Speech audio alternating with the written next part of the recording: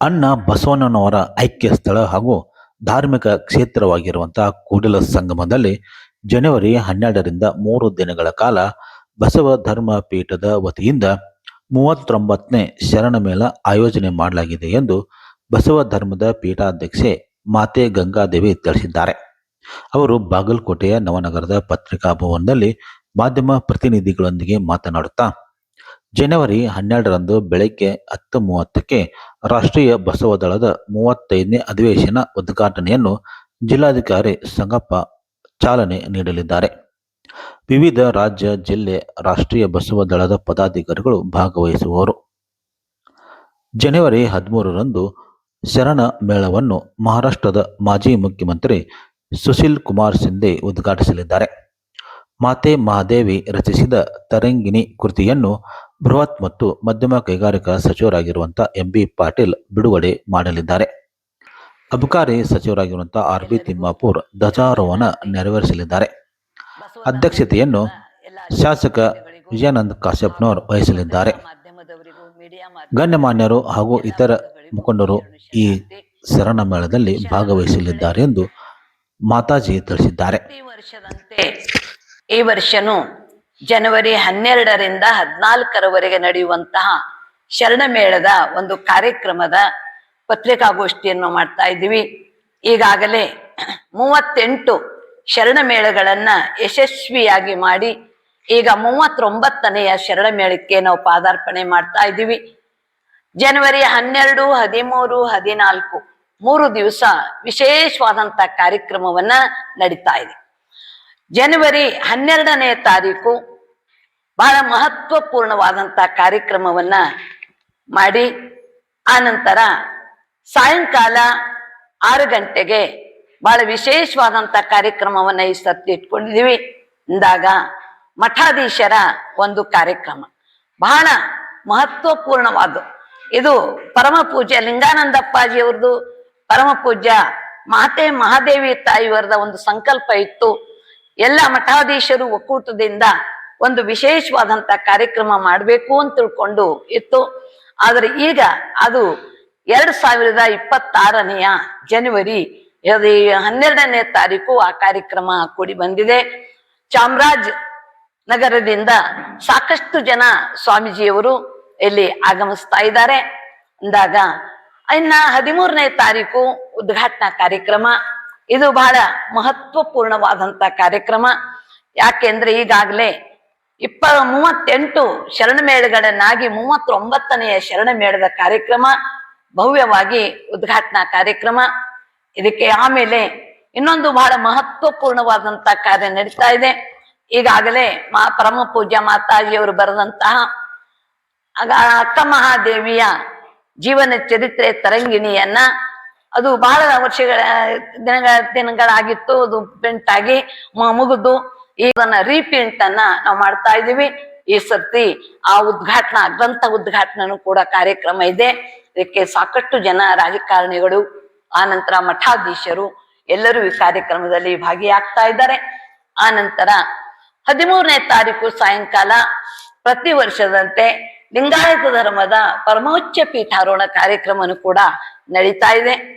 ಆ ನಂತರ 14ನೇ ತಾರೀಕು ಇದು ಬಸವ ಕ್ರಾಂತಿಯ ದಿನಾಚರಣೆ ಅಂತ ತಿಳ್ಕೊಂಡು ಹೇಳಿ ನಾವು ಅವತ್ತ ವಿಶೇಷವಾಗಿ ಧ್ವಜಾರೋಹಣ ಕಾರ್ಯಕ್ರಮ ಮತ್ತು ಪ್ರಾರ್ಥನೆ ಮತ್ತು ವಚನ ಪಠನ, ವಚನ ಪಾರಾಯಣವನ್ನ ಪ್ರತಿ ವರ್ಷನೂ ನಾವು 108 ವಚನ ಆದರೂ ಧರ್ಮಕ್ಷೇತ್ರದಲ್ಲಿ ನಾವು ಲಕ್ಷಾಂತರ ಜನ ಸೇರಿ ಒಟ್ಟಿಗೆ ನಾವು ಪಾರಾಯಣ ಮಾಡಬೇಕು ಅನ್ನುವಂತ ಸತ್ಸಂಕಲ್ಪವನ್ನ ಇಟ್ಕೊಂಡು ನಾವು 14ನೇ ತಾರೀಕು ವಚನ ಪಠಣ ಕಾರ್ಯಕ್ರಮನು ಕೂಡ ಇದೆ.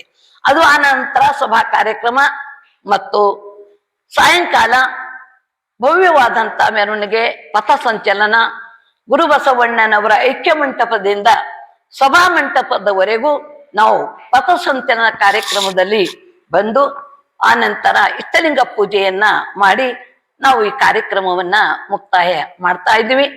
15ನೇ ತಾರೀಕು ಲಿಂಗಾಂಗ ಯೋಗಿ ಸಿದ್ದರಾಮೇಶ್ವರರ ಜಯಂತಿನೂ ಕೂಡ ಬರ್ತಾ ಇದೆ.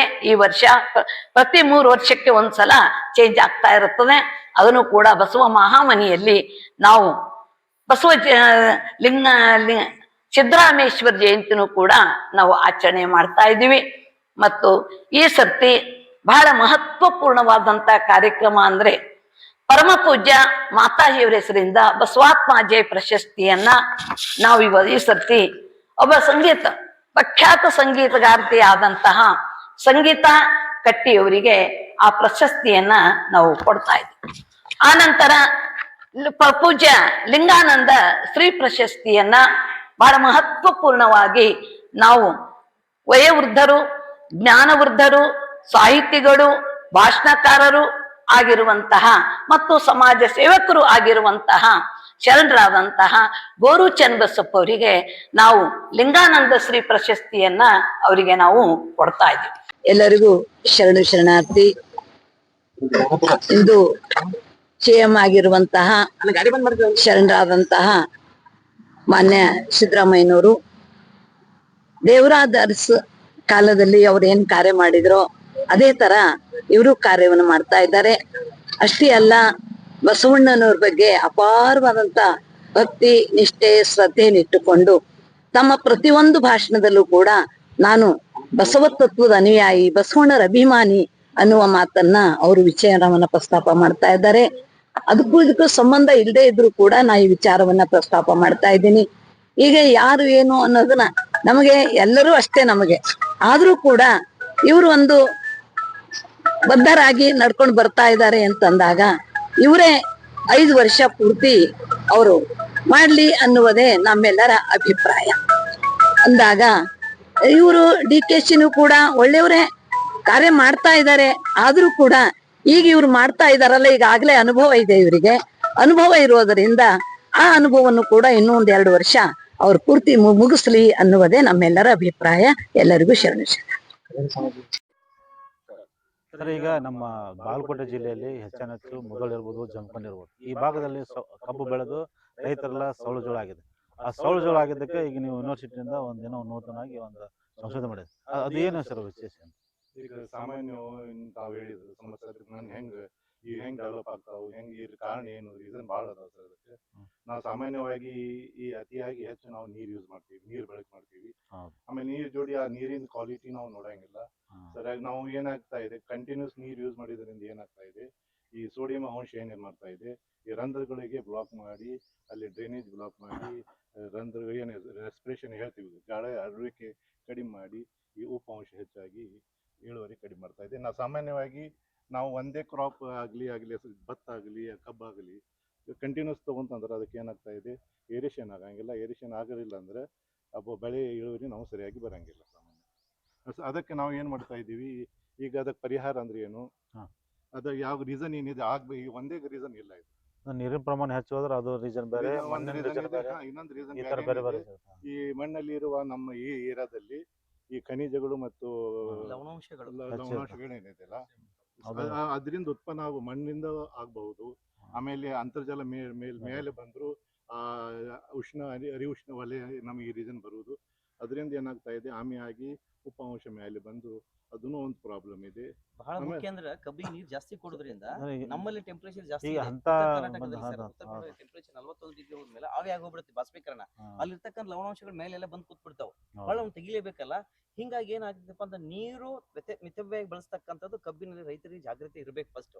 ಇಲ್ಲೊಂದು ಬ್ಲಾಕ್ ಸಾಯಿಲ್ ಇದೆ ನಮ್ದೆಲ್ಲ ಕರಿಭೂಮಿ, ಸೋಡಿಯಂ ಕಾರ್ಬೋನೇಟು, ಬೈಕಾರ್ಬೋನೇಟು, ಕ್ಯಾಲ್ಸಿಯಂ ಕಾರ್ಬೋನೇಟು ಇವೆಲ್ಲ ಆವಿಯಾಗಿ ಮ್ಯಾಗ ಬಂದಾಗ ಉಪ್ಪಿನ ಅಂಶ ಜಾಸ್ತಿ ಆಗ್ತಾ ಇದೆ. ಅಲ್ಲ, ಈಗ ಅದಕ್ಕೆ ಯಾವ ಬೆಳೆ ಬೆಳೆದ್ರೆ ಸೂಕ್ತ, ಯಾವ ತರ ಏನು ಅದು ಈಗ ಸಾಮಾನ್ಯವಾಗಿ ಸರ್ ಅದಕ್ಕಿಂತ prevention is better than cure ಅಂತ ಹೇಳ್ತೀವಿ. ಈ ಮಣ್ಣು ಹಾಳಾಗೋಕ್ ಮುಂಚೆ ನಾವು ಏನ್ ಸೌಳು ಆಗ್ತಾ ಇದೆಯಲ್ಲ ಸರ್, ಸೌಳು ಆಗಕ್ ಮುಂಚೆ ಏನ್ ಮಾಡ್ಬೇಕು, ನಾವು ಯಾವಾಗಲೂ ಒಂದೇ ಬೆಳೆ ಹೋಗ್ಬಾರ್ದು. ಗಾಳಿಗೆ ಸ್ವಲ್ಪ ಮಣ್ಣಿಗೆ ಯಾವಾಗಲೂ ಗಾಳಿ ಮೂವ್ಮೆಂಟ್ ಆಗ್ತಾ ಇರಬೇಕು. ಅದಕ್ಕಾಗಿ ನಾವು ಏರೇಷನ್ ಬೇಕು ಅದಕ್ಕೆ ಹೇಳ್ತಾ ಇದೀವಿ. ಏರೇಷನ್ ಸರಿಯಾಗಿ ಆತಂದ್ರೆ ನಾವು ಬೇರೆ ಚೇಂಜಿಂಗ್ ಆಫ್ ಕ್ರಾಪ್ ಅಂತ ಹೇಳ್ತಾ ಇದೀವಿ. ಈ ಸಲ ಕಪ್ ತಗೊಂಡ್ರೆ ಬೇರೆ ವೆಜಿಟೇಬಲ್ಸ್ ಆಗಲಿ, ಬೇರೆ ಏನಾದ್ರು ಫೀಲ್ಡ್ ಕ್ರಾಪ್ ಆಗಲಿ ಅಂತ ತಗೊಂಡ್ರೆ ನಾವು ಏನಾರ ಆಲ್ಟರ್ನೇಟ್ ಮಾಡಿ ಕಂಟಿನ್ಯೂಸ್ ನಾವು ಅದೇ ಕ್ರಾಪ್ ಹೋತಂದ್ರೆ ನಾವು ಅದಕ್ಕೆ ಈಗ ಕಬ್ಬು ಬೆಳೆದವರು ಅದ ನೆಕ್ಸ್ಟ್ ಮತ್ತೆ ಬೇರೆ ಕ್ರಾಪ್ ಮಾಡಿ ಮತ್ತೊಂದು ಬೇರೆ ಕ್ರಾಪ್ 2 ಸೀಸನ್ ಹೋಗಿ ಬೇರೆ ಕ್ರಾಪ್. ಈಗ ಏನೇನು ರೈತರಿಗೆ ಈಸಿ ಆಗ್ಬೇಕು ಅನ್ನೋ ದೃಷ್ಟಿಯಿಂದ ಅವರು ಬೇರೆ ಕ್ರಾಪ್ ಹಾಕಲ್ಲ, ಅವ್ರು ಕಬ್ಬು ಒಂದೇ ಹಾಕ್ಬಿಡ್ತಾರೆ. ಕಬ್ಬು ಕಡಿಮೆ ಅವ್ರಿಗೆ ಹೆಚ್ಚು ಲಾಭ, ಕಡಿಮೆ ನಿರ್ವಹಣೆ. ಹೀಗಾಗಿ ಈಗ ನಿರ್ವಹಣೆ ಅಂದ್ರೆ ಏನ್ ಮಾಡ್ತೀವಿ ಸರ್, ನಾವು ಟ್ರೆಂಚ್ ಓಪನ್ ಮಾಡ್ತೀವಿ, ನ್ಯಾಚುರಲ್ ಡ್ರೈನ್ ಮಾಡ್ತೀವಿ. ನ್ಯಾಚುರಲ್ ಡ್ರೈನ್ ಎಲ್ಲಿ ಇಳಿಜಾರಿದೆ ಎಲ್ಲಿ ತಗ್ಗು ಪ್ರದೇಶದಲ್ಲಿ ಅಲ್ಲಿ ಡ್ರೈನ್ ಓಪನ್ ಮಾಡಿ ಆ ನೀರೇನು ಮಣ್ಣಲ್ಲಿ ಇರ್ತೈತಿ ಚಲೋ ನೀರು ಕೊಟ್ಟು, ಇಲ್ಲಾಂದ್ರೆ ನಾವು ಸಾಮಾನ್ಯವಾಗಿ ನೀರು ಅದು ಚೆನ್ನಾಗಿ ನೀರು ಇದ್ದಿದ್ದು ಕೊಟ್ಟು ಆ ಬಸದ ನೀರೇನಿದೆ ಉಪ್ಪು ಅಂಶ ಹೊರಗೆ ಹಾಕ್ತೀವಿ. ಒಂದು ಸರ್ ಇದು. ಇನ್ನೊಂದೇನಿದೆ, ಆಮೇಲೆ ಈಗ ಸಬ್ ಸರ್ಫೇಸ್ ಡ್ರೈನೇಜ್ ಅಂತ ಹೇಳ್ತಾ ಇದೀವಿ. ಇಲ್ಲಿದೆ ಸಬ್ ಸರ್ಫೇಸ್ ಡ್ರೈನೇಜ್ ಇದೆ. ಅಲ್ಲ ಅಲ್ಲಿ ಸುಮ್ಮನೆ ಅದೊಂದು ತೋರಿಸ್ಬಿಡಿ, ಹಿಂಗೆ ಸುಮ್ಮನೆ ಅದೊಂಚೂರು ಪ್ರೊಫೈಲ್ ಒಂದು ಸುಮ್ಮನೆ ತೋರಿಸ್ಬಿಡಿ ಅದನ್ನು. ಅದು ಇದು ಇದೆ. ಆಮೇಲೆ ಲ್ಯಾಟ್ರಿಸ್ ನಾವು ಹಾಕಿ ಈ ಪೈಪ್ ಏನಿದೆ ಅಲ್ಲ ಸರ್, ಪರ್ಫೋರೇಟೆಡ್ ಪೈಪ್ ಅವ್ರ ಜಿಯೋ ಟೆಕ್ಸ್ಟೈಲ್ ನಾವು ಕವರಿಂಗ್ ಮಾಡಿ ಅದಕ್ಕೇನಿದೆ ನೀರು ಬಸದು ಕಂಟಿನ್ಯೂಸ್ ನಾವು ಈ ಥರ ಹಾಕ್ತಾ ಇದ್ದೀವಿ. ಸ್ಪೇಸಿಂಗ್ ಕೊಟ್ಟು ಆಗಲಿ ಆ ನೀರು ಈ ಕಡೆ ಬಂದು ಬಸ್ಬೇಕಂತ ಸರ್. ಈ ಕಡೆ ಏನಿಲ್ಲ ಸರ್, ಇಳಿಜಾರು ಇದೆ. ಈ ನೀರು ಈ ತರ ನಾವು ಆಮೇಲೆ ಪೈಪ್ ಈ ಡಿಸ್ಟೆನ್ಸ್ ಏನಿದೆ ಅಲ್ಲ ಸರ್, ಮತ್ತೆ ಇದು ಮಣ್ಣಿನ ಏನಿದೆ ರಚನಾ ಏನಿದೆ ಟೆಕ್ಸ್ಚರ್ ಅಂತ ಹೇಳ್ತೀವಿ. ಜಿಗಿ ಮಣ್ಣಿದ್ದಂದ್ರೆ ಸ್ವಲ್ಪ ಸಮೀಪ ಕೊಡ್ತೀವಿ. ಸ್ವಲ್ಪ ಡ್ರೈನೇಜ್ ಚೆನ್ನಾಗಿದ್ದಂದ್ರೆ ಅಂದ್ರೆ ಮಣ್ಣಿನ ಸ್ವಭಾವ ಮೇಲೆ ನಾವು ಏನ್ ಮಾಡ್ತಾ ಇದ್ವಿ, ಈ ಸ್ಪೇಸ್ ಏನಿದೆ ಕಡಿಮೆ ಮಾಡ್ತೀವಿ. ಆಮೇಲೆ ಹೆಚ್ಚು ಚೆನ್ನಾಗಿತ್ತಂದ್ರೆ ಸ್ವಲ್ಪ ವೈಡ್ ಮಾಡ್ತೀವಿ. ಮಣ್ಣಿ ಸ್ವಲ್ಪ ಎರೆಪಣ್ಣ ಜಿಗಿಯಿಂದ ಹೆಚ್ಚಿತ್ತಂದ್ರೆ ನಾವು ಶಾರ್ಟ್ ಮಾಡಿ ಡ್ರೈನ್ ಕೊಟ್ಟು, ಆಮೇಲೆ ಸಾಮಾನ್ಯವಾಗಿ ನಾವು ಸ್ಲೋಪ್ ಕೊಟ್ಟು ಈ ನೀರು ಇದ್ರಾಗ ಸ್ಟೋರ್ ಆಗೋದನ್ರಿ, ಇದನ್ನ ಹೊರಗೆ ಇಲ್ಲಿ ಕಲೆಕ್ಟ್ ಆಗಿ ನೀರು ಆಟ ಅಲ್ಲಿ ಬರೋದು. ಈಗ ಪೈಪ್ ಇದೆಯಲ್ಲ, ಪರ್ಫೋರೇಟೆಡ್ ಪೈಪ್ ಇದೆ, ಒಳಗಡೆ ತೂತುಗಳಿದಾವೆ ಪೈಪ್ ಅಲ್ಲಿ. ಅದೇ ಬರ್ತದೆ. ಎಲ್ಲ ಅದ್ರಾಗ ತಗೊಂಡು ಕಲೆಕ್ಟಿಂಗ್ ಪಾಯಿಂಟ್ ಅಂತ ಹೇಳ್ತೀವಿ. ಕಲೆಕ್ಟಿಂಗ್ ಪಾಯಿಂಟ್ ಏನ್ ಮಾಡ್ತೀವಿ ನಾವು ತಗೊಂಡು ಕನ್ನಡದಲ್ಲಿ ಏನ್ ಮಾಡ್ತೀವಿ ಹೊರಗೆ ಹಾಕ್ತೀವಿ. ಈಗ ಸಾಮಾನ್ಯವಾಗಿ ಲೋ ಲೈಂಗ್ ಏರಿಯಾದಾಗ ಪ್ರಾಬ್ಲಮ್ ಏನಿದೆ, ಬಸವಿಕೆ ಡ್ರೈನೇಜ್ ಭಾಳ ಪ್ರಾಬ್ಲಮ್ ಇದೆ. ಅದಕ್ಕಾಗಿ ಸಾಮಾನ್ಯವಾಗಿ ನಾವು ರೈತರಿಗೆ ಹೇಳ್ತೀವಿ, this is what community base work ಅನ್ನ ಎಲ್ಲರೂ ಕೂಡಿ ಒಗ್ಗಟ್ಟಾಗಿ ರೈತ ಸಮುದಾಯದಿಂದ ಏನು ಎಲ್ಲರೂ ಕೂಡಿ ಒಕ್ಕೂಟ ಆತಂದ್ರೆ ಈ ಸಮಸ್ಯಾತ್ಮಕ ಆಗ್ಲಿ ಸೌಳು ಮಣ್ಣಾಗ್ಲಿ ನಾವು ಪರಿಹಾರ ಮಾಡಬಹುದು. ಯಾಕಂದ್ರೆ ಸಾಮಾನ್ಯವಾಗಿ ಲೋ ಲೈಂಗ್ ಏರ್ ಅಂತ ಹೇಳಿದ್ಮೇಲೆ ಅಲ್ಲಿ ಡ್ರೈನೇಜ್ ಪ್ರಾಬ್ಲಮ್ ಬಂದೇ ಬರ್ತೈತಿ. ಅಲ್ಲಿ ನೀರು ಹೊರಗೆ ಹಾಕ್ಬೇಕಂದ್ರೆ ಇನ್ನೊಬ್ರು ಹೊಲ ಇರ್ತೈತಿ ಬಾಜು, ಅವ್ರು ನಮಗೆ ಕೋಆಪರೇಟ್ ಮಾಡಿಲ್ಲ ಅಂದ್ರೆ ನಾವು ಇಲ್ಲಿ ಸಂಪದಾಗ ಹಾಕ್ಬೇಕು, ಮಷಿನ್ ಪಂಪ್ ಕೊಡ್ಬೇಕು, ಹೊರಗೆ ಹಾಕ್ಬೇಕು. 1 ಕಿಲೋಮೀಟರ್ ಸಮಸ್ಯೆ ಇದೆ.